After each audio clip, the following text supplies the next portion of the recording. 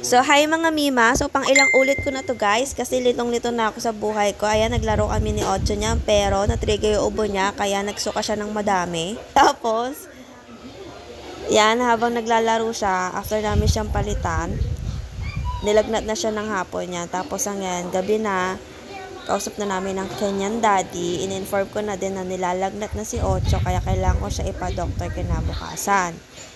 Ayan, cranky na siya niya kasi hindi rin siya nakatulog ng hapon.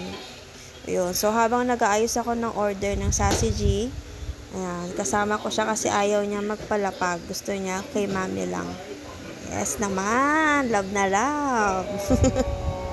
Tapos, napalitan ko na siya ng damit niya pantaas and pinanood ko na din siya ng kung ano man yun, nakalimutan ko, hindi ko nakita. Tapos, ayan na, good morning mga Mima. Ito na yung araw na yon, nadadalhin ko siya sa doktor, sa pedya. And mabilis lang kasi makapagpa-schedule, lalo na kapag may field care kayo. Ayan. Tapos, or health card, ganyan, kung ano man meron kayo. Yan, nagpunas-punas lang kami. Pinasok ko lang siya, then, di ko pa siya tapos bihisan. Nakikipaglaro na siya. Ayan, sobrang playful niya. And sana naririnig niyo yung background music namin na trolls.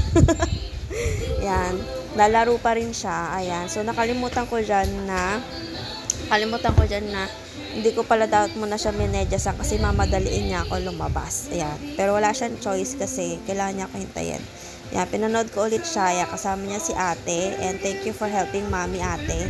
Tapos, nag-toothbrush na ako. Yan, naghilamos na ako ng Sassy Glow soap na sobrang benta guys. 49 pesos lang siya isa. Tapos, nag-change outfit na rin ako since din naman din ako naligo dahil kailangan ko madalin ang pagre-ready namin. Yan, di ko pa alam kung ano ko yan, no? Gulo-gulo pa ako sa buhay ko. Tapos, pabango, kasi hindi nga naligo. Niready ko na rin yung diaper changing spray niya at saka yung wipes niya. Meron na din siyang damit. Yan, sa loob ng Dora bag ko. Yan. So, yan na guys. Magsasage sunscreen mist na ako. SPF 50. 150 lang yan. Tapos, may cooling effect na yan guys. So, kailangan nyo lang siya i-shake bago gamitin. And, mag-spray sa face and body nyo. Tapos, ikakalat nyo lang siya. So, ganyan lang siya kadali. Para sa mga tamad na at nakakawala madalas ng takip ng gel cream na meron din ako na 109 pesos lang siya, Sassy Sunscreen Gel Cream. Yan.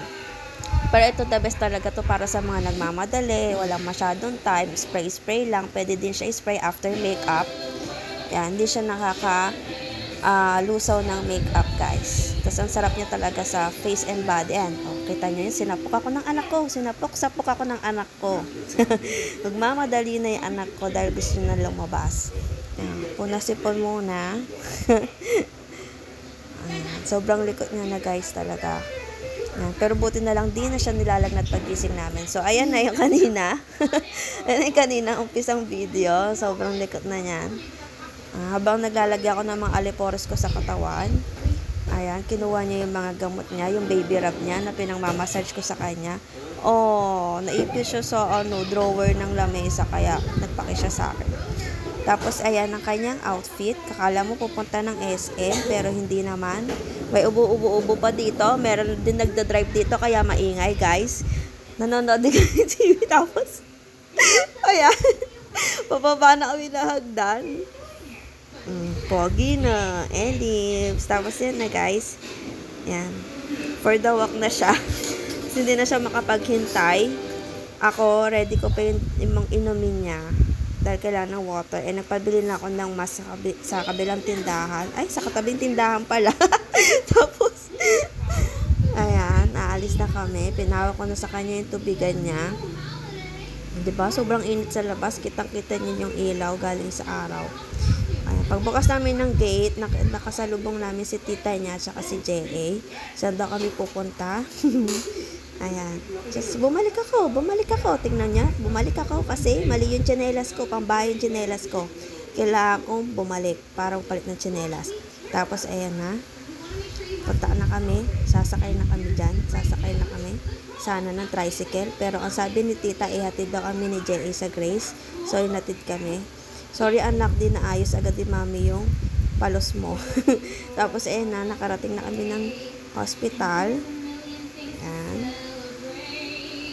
Fill out na ako ng form nila. Tapos si Otso, likot-likot talaga.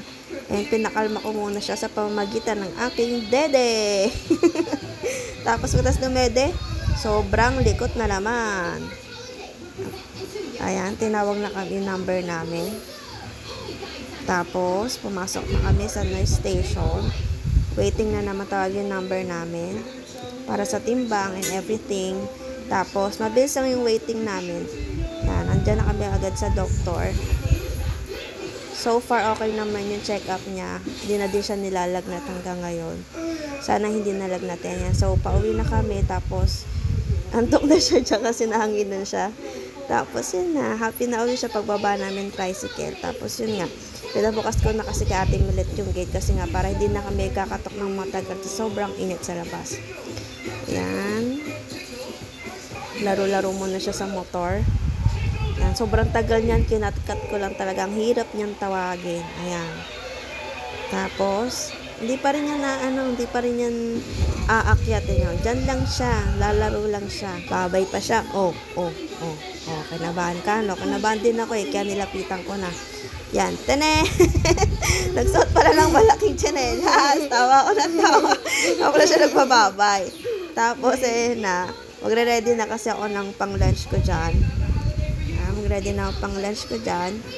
Ayaw niya pa rin pumasok. Kaya nagpa-rescue na ako kay Ate Milet. Kasi pag si Ate Milet, matik yan. Pupunta yan sa akin kasi hindi niya medyo bet si Ate Milet. Yan. Pupunta na yan sa akin. Si Ate Milet lang ang key. O, diba? Pasok siya, akit siya. Tapos yung water niya, kunin niya. Tapos ako naman ngayon, mamadaliin niya umakyat. Pero inakyat siya ni Ate Milet niya. Tapos kumain ako. Tapos yan na, laro-laro na naman siya. Hirap talaga niyang bihisan. So, yun lang guys. Thank you!